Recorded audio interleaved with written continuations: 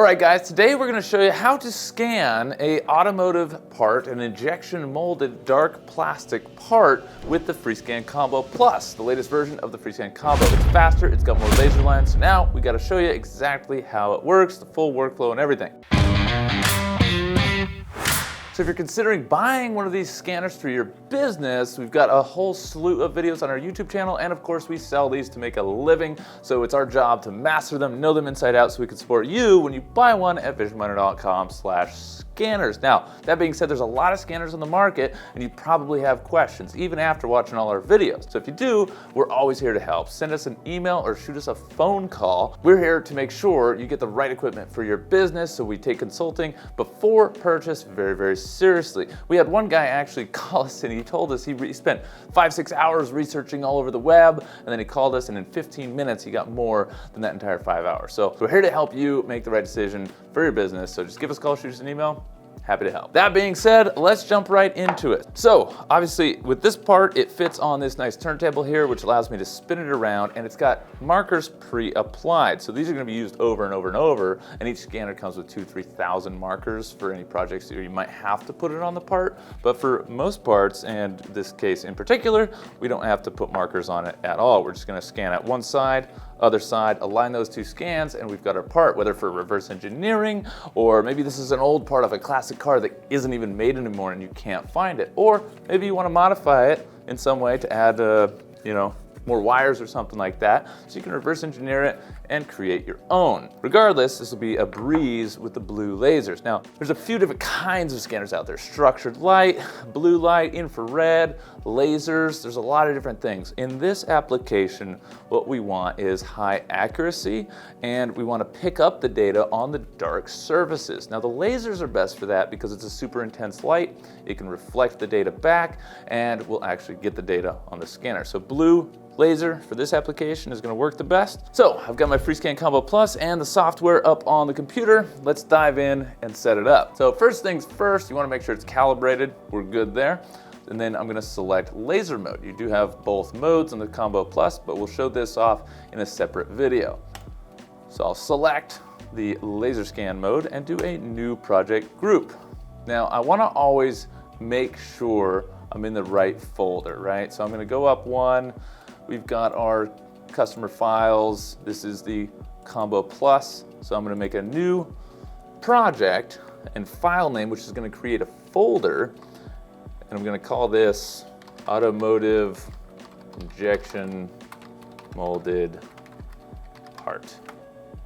Hit enter, and it's going to create a new project. Now, in here, you have the option first to scan the markers or scan the mesh. Sometimes it's advantageous to have your markers scanned before you scan the part, and it can increase accuracy slightly, or maybe it's a cage that you put parts inside of, and so you don't have to rescan the entire cage, so that's an option. But most of the time, I just go straight to scan mesh, and then I'm gonna select my resolution. Now this is point distance. This is how far each data point is going to be, and I can go all the way down to 0.05 or all the way up to 10 millimeters. If I'm doing a car or a boat or RV or something like that, I'll probably do 10 millimeters because I don't need that much data. I just need to know where the flat planes are. On a more detailed object like this, I'm going to go around 0.2 millimeters because it's still 5 points per millimeter. It's going to be more than enough to get all the detail I need in here. Frankly, it's probably overkill. If there were some very small detailed areas I wanted to capture data, one of the great features on the Freescan Combo is that I can do partial HD mode. So I could literally zoom in on a specific area and I could get super high detail there. For now, we're just gonna stick to 0.2 millimeters and we're gonna get the scan. So I'll stay in these lines mode. I am going to also select auto exposure. Now you'll see here I have light source modes. I can do different modes with the laser. I have 50 lines on the Combo Plus, or 7 lines for ultra high details, or a single line mode. So if I need to get down holes or into small gaps where it might not work as well, it's sort of like a sniper mode. You have one line and that's where it's capturing data, so you can really get in onto the nooks and crannies. One thing I really like about the Freescan line. So after that, you also have normal and reflective mode. This is going to be normal. We're not dealing with reflective parts, although we will in a future video, so make sure you're subscribed. And we have our exposure. This is the brightness of the lasers. I like using auto exposure because it'll take this for 5 seconds and measure the environment. I'll show you that here in a second. And then of course, outdoor mode. We're indoor, we don't need that. Data quality indicator is very nice. It'll tell me how good the quality of the data is, how dense the data points are as I'm scanning. And then local enlarged view. That's really nice because it just lets you see what you're scanning a little bit better. Okay, so I'm gonna take my Freescan combo now, got it plugged in and all that, and I'm just gonna hit the button to start scanning. Now, auto exposure is gonna go for a few seconds. I'm just gonna let it do its thing, staying relatively still, letting it gather the light from around the room, and success. Now it's automatically picking up points. Now, if you've seen our other videos on the Freescan combo, the original, you could probably already tell how much faster this is scanning. Those 50 lines, it's a lot more dense. There's a lot more lines gathering data, and well, let me just zoom out. I'm gonna turn off local enlarged view and show you, we've already got most of the data in there. So I'm gonna change my distance until it's green. That's telling me I'm at the right distance. When the lines are green, that's good. And I'm just gonna come around the entire part. It's funny when this thing came out because I was like, they're just adding 50, they're going from 26 to 50 lines. Is it really gonna be that much better? But in practice, it definitely scans faster.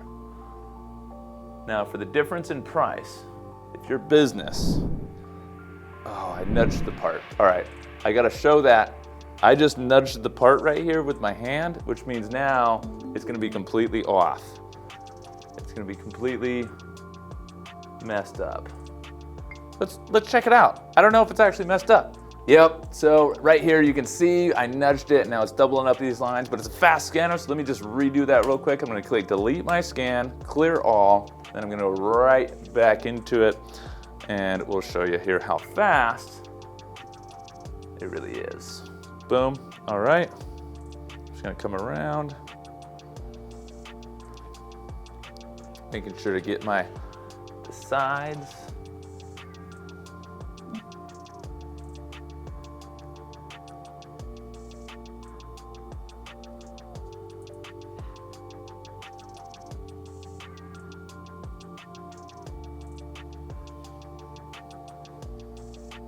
Okay, I mean, that was quick. Let's check out the data real quick, take a look where we might need to scan a little bit more, and frankly, for most reverse engineering practices, that's all you would need. You've got the surfaces, you've got the bolt holes, you've got the critical data that you'd be designing your new part off of. But let's take a look. So, I'm gonna come in here. Oh, it looks like I missed that backside, so I'll get that real quick. And that other curve. So the outer curves, I just need to redo real fast. And then I'll get more into this area and this area over here. All right, so the ends and the big curves. So I'm literally just gonna pick it back up, hit this button again, and let's get those curves. There we go, filling in real nice. And then a little bit on this little area. A little bit on the ends here.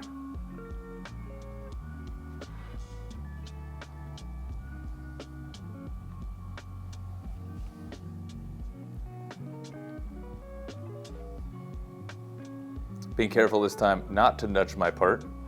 And that is actually something you can use like sticky tack or clay or different things to fixture your parts down to the turntable. Sometimes that will come in handy. Okay.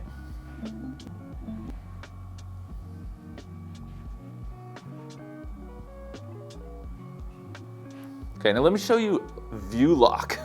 So basically what that's gonna do is I'm gonna get a view here, like I wanna see that area, and I'm gonna hit view lock. So now I can freely scan around, but it's gonna keep the view on that area. So now I see the scanner lines moving around and not the part. And this will let me just go in, brush up that. Looks like I need a little more over there. On that area, come around here. Come into here, get all this.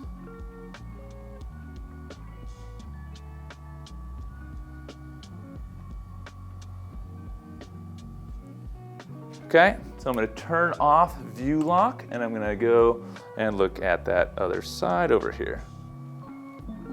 Looking pretty good. Looking pretty darn good.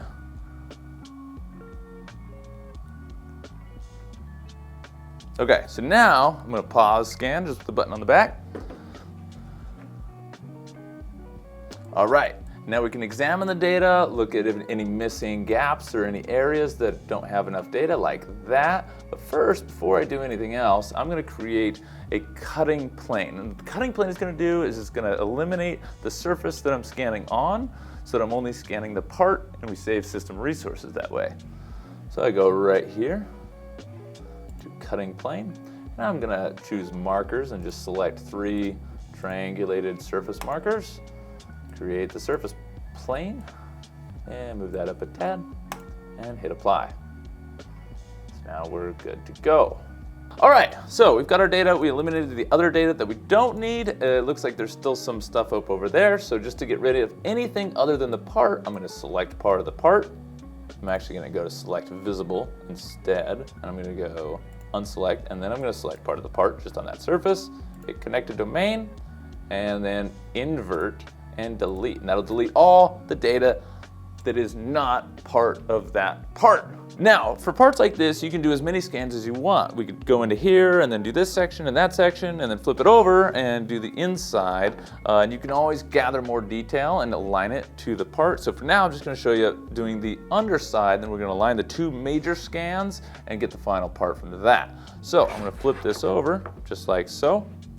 Now it is a little bit wobbly, and with plastic parts you want to be careful because this might shift during scanning. So I'm just going to grab my handy dandy sticky tack, shout out to Grant for that one back in the day, and stick it right down there. So now it's a stable part. I don't have to worry about it shifting or moving nearly as much. So I go back into here, I go to project list and say new project. Now this is not going to create a new project, it's going to create a new project group within the current project. Naming's a little interesting. So in the new project, I'm going to go straight to scan mesh and auto exposure one more time. Just go for it. It really is pretty straightforward. You know, these machines work, they work well, they're easy to use, and they rarely have much trouble. So, you know, I've been very, very happy with the experience. Okay, we're scanning data, so let's do another scan. I'm gonna focus on the inside here. And as I scan, I'm gonna tilt it so that I'm facing at the wall. Then I'm gonna rotate and tilt so that I'm capturing all that data.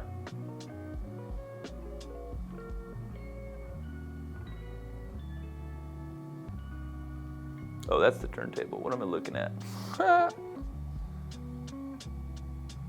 Now, one trick is saving resources with that cutting plane. We haven't finished scanning, but I want to enable the cutting plane so that I only see my part points, and B, I'm not gathering points all over the table, using up valuable RAM.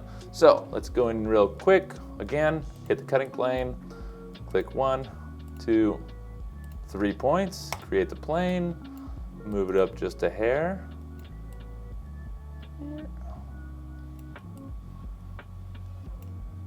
And apply. Okay, and now I'm going to keep scanning. So here we go. Get a little bit more on this edge over here, inside there. Let me get inside those little feet. I'm going to move around and start getting the other wall. Now this is a little bit tricky because I've got the edge of the part on the edge of the turntable. So as long as I keep it facing towards the markers, which are required for laser mode, then it can still pick up a lot. And you've got a little bit of range there, so you can get away with a lot of things. I'd say usually up to a foot or 2 away from the markers, you can get it to work. And if it ever doesn't work, you can always slap in a couple more markers during the scanning process.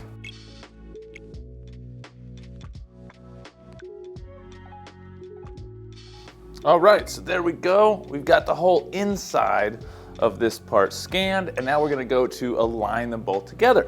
All right, so we've got our part, we've got our data here, we've got most of the inside done pretty well. So let's look at both of them. Obviously, that's not gonna work. Those need to be aligned. So the first thing we do is head on over to alignment right here. Now I'm gonna select the first project and select the second project. You can do this in any order with any number of scans. So I could have 15 different scans and I can align them all together here this easy. Now, most of the time, automatic alignment works really well, about 85% of the time. A part like this should be really straightforward and easy for it to recognize. Sometimes it doesn't, we could go to manual there, but let's just try automatic mode. Auto feature alignment. Hit apply. All right, it looks like auto alignment worked fantastic. And I just found some data over here that we actually need to get rid of from the second scan, but that's all right. We can see our part is very well aligned with the other one. So now we should have a full solid body. So I'll hit next and exit. Now we can just examine both projects. Now I can also turn off the markers if I don't want to be distracted when I'm looking at it. Then we can just come in and look at the part. Now, of course, you can go back and you can scan more detail on more areas and add them to your previous scans with ease, just using that same alignment process. But for this, I'm going to take it to the next step where I'll show you the basic measurement tools, the world alignment, so that before you take it into CAD or a 3D printer, you can have it oriented properly.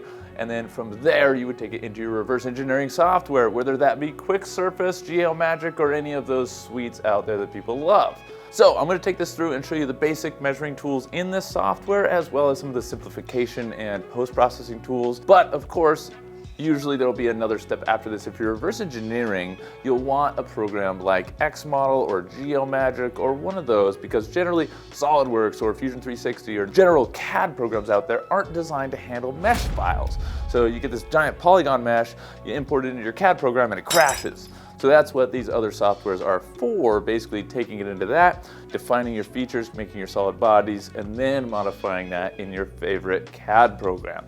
So I'll just go right over here. So now, before we go into post-processing, we have to optimize our mesh. So I'm gonna go into here and select no filter, reverse engineering. You don't have to filter it, but this will smooth it out and make it cleaner data.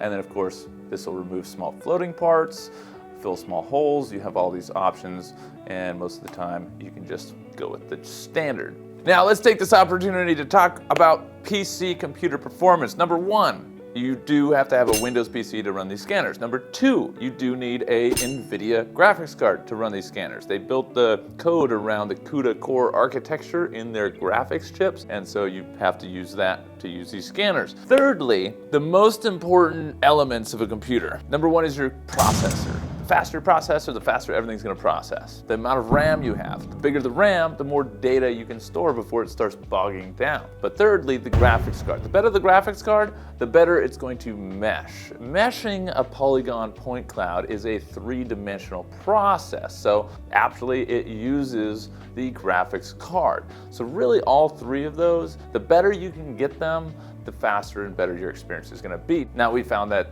2 to 3 year old gaming laptops still do a great job. So you don't have to buy the most powerful machine on the market. You just have to have something relatively up to date and with decent specs, and you'll have a great time with the scanner. Okay, we're done. Let's check it out. So in here, we've got our unprocessed, unmodified mesh data. Looking good. I'm gonna go ahead and hit confirm so we can look at our post-processing options in the standard software. So obviously we've got simplification, mesh optimization, which will basically take the points and make them more evenly spaced. And we've got smoothing, which is self-explanatory.